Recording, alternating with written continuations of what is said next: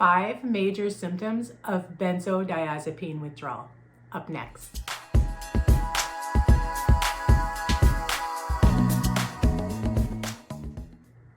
Hi everyone, Lee here from Recovery Rebels Unleashed. If you enjoy the content that I upload on my channel, please subscribe. Today I will be discussing 5 major symptoms of benzo withdrawal. But before that, I just want to say a few things. First of all, not everybody experiences these symptoms. Not everybody experiences a severe benzo withdrawal either. Some people come off of a benzodiazepine with no issues. Also, this is only 5 of the symptoms. There are many other symptoms that can occur, but these are the ones that I'm going to focus on because they are the most prevalent ones that I have seen over the years with the people that I have worked with and also that I have experienced. If you are in distress from benzo withdrawal, if you're experiencing any of these symptoms and you feel like it's too difficult and you're really struggling, reach out to somebody, talk to your doctor, talk to your psychiatrist, talk to a friend or a family member, but definitely don't go through this alone. So where am I getting my information from?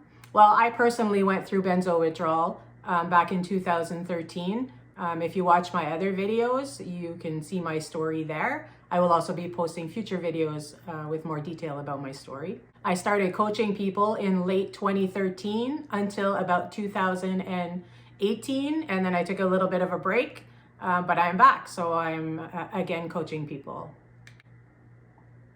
Number 1, fear. Fear is one of the most prominent symptoms of benzo withdrawal. I have seen this with all of my clients. Of all the clients that I've worked with, I don't think I ever met one that wasn't experiencing this fear. Now, this is not just a normal fear that, people experience. This is a really intense fear that you really can't seem to control. It's like a chemical fear that's happening. You're terrified for no reason. You really don't know why you feel this way, but you just feel scared all the time.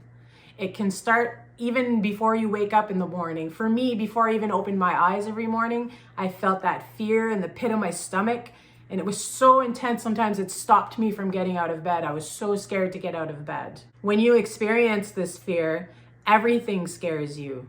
People, your children, the TV, noises, your thoughts, even the future and the past. Whenever you think about any of those things, you feel an intense fear. Number 2, anxiety, panic, and akathisia. I know that this seems to fit in with the fear category. However, it's definitely a little bit different than just fear. The reason that I put akathisia in this grouping is because I feel that it goes hand in hand with anxiety and panic. Anxiety can cause the akathisia, and akathisia will also cause anxiety. So what is akathisia? It is defined as a movement disorder characterized by a subjective feeling of inner restlessness, accompanied by mental distress and an inability to sit still. Those affected may fidget, rock back and forth, or pace. Many of my clients have experienced this symptom. I've heard many stories of people, sitting and rocking back and forth because they felt like that's the only time they felt completely comfortable, pacing around the room. I myself was constantly pacing. I would pace outside, I would pace inside. When I would go see my therapist, I would pace in her office because I couldn't sit still. So I would have a session with her and I would be pacing because I just could not sit still. You have this intense feeling of I cannot sit still, I must move or else I'm going to lose my mind. It's very intense and a lot of people experience this. The anxiety and panic experienced in benzo withdrawal is another level of anxiety. So people who normally suffer with anxiety, they're kind of here, but people who experience benzo withdrawal anxiety are like up here. It's super intense. I experienced severe anxiety through my journey to the point where I would be outside at 2 o'clock in the morning pacing around because I had so much anxiety I couldn't even stay in bed in my house. I felt like I was completely losing it. So by going outside, it grounded me a little bit. So anxiety can hit any time of the day. And for me, it was sometimes in the morning, sometimes in the middle of the night, sometimes in the evening. And it was super intense. I did not know how to control it. And it wasn't even coming from my mind. So oftentimes it's not what you're thinking that's causing the anxiety. It's just this chemical reaction, and your brain is just firing in different directions when you're in withdrawal. It's just not functioning properly. So it causes this anxiety. So aside from the feeling of anxiety where you feel like you just want to jump out of your skin, you also experience physical symptoms like nausea, dizziness, sweating. There's all kinds of things you can experience when you're feeling this anxiety. Number 3, insomnia. Now, this is also something that I have seen in most of my clients, which makes sense because when you take a benzodiazepine, it does calm your mind and it helps you to sleep. Actually, many people take a benzodiazepine because they have a hard time sleeping. So naturally, when you take it away, you're struggling with sleep. Your brain no longer knows how to sleep because you were medicating it for so long. For me, I had terrible insomnia. It was terrible. I had nights where I literally laid in bed all night and didn't even get a minute of sleep. It's like your brain feels wired when you're laying there. Nothing you could do can calm it. It just feels like there's always something going on in there and you just can't sleep. Now, some people experience not being able to fall asleep. Other people fall asleep but wake up later, maybe an hour in or 2 hours in, and then can't go back to sleep again, or they wake up multiple times throughout the night.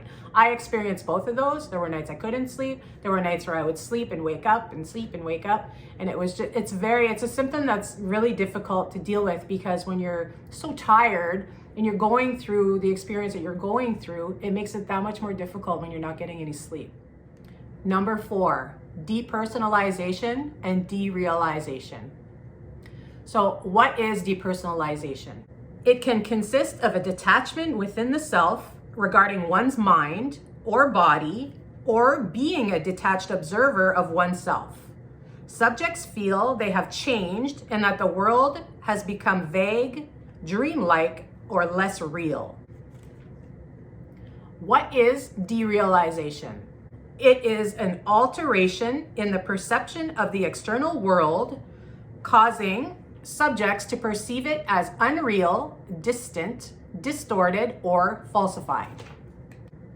I personally experienced this throughout my taper as well as during acute withdrawal. I would often tell people that I felt like I was dreaming all the time, like I was in a fog, like seeing things didn't seem real to me.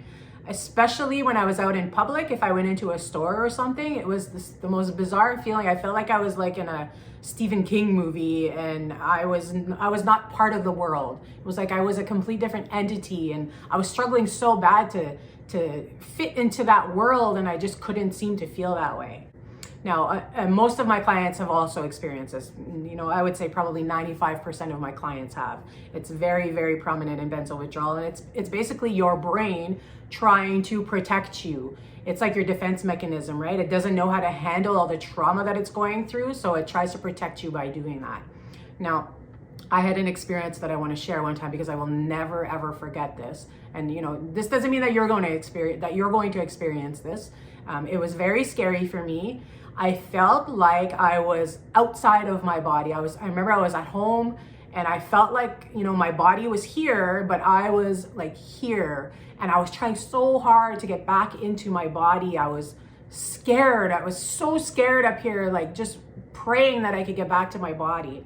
And so what I did is I went out for a walk. I put my shoes on and I went outside and I started walking, and I was walking, pretty fast.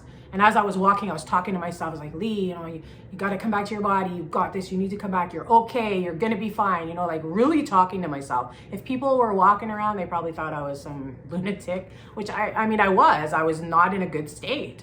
And it wasn't working. It was so strange to feel my feet were moving, my legs were moving, and I was trying so hard to feel the ground beneath me. And I couldn't connect. It was the strangest feeling. I just could not connect with my physical body and the physical world. But I went back home after and I started to slowly come back, and then finally I came back, And that only happened to me one time through withdrawal where it was that intense. But let me tell you, I will never forget it. It was super scary. So if this ever happens to you, in the moment when you're going through it, tell yourself that it's just temporary. It's going to end. Like, it's not something that's going to continue. It didn't for me, and it doesn't for any of my clients. You just have to remind yourself that you're going to come back. So you talk to yourself through it. It's the best way to get through that. Number 5, suicidal ideation. This can vary in intensity for people, and it mainly happens for 2 reasons. One is just it's your brain firing, and it's just chemicals going there, and it's not you thinking it. It's just thoughts that are happening because of the chemical reaction in your brain. We'll put that in layman's terms.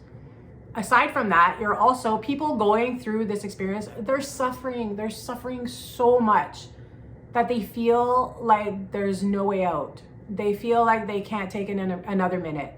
Sometimes you get to that point where you're like, I'm not going to survive this. I can't do this. And so you're telling yourself these things, and it's giving you these thoughts and these ideas.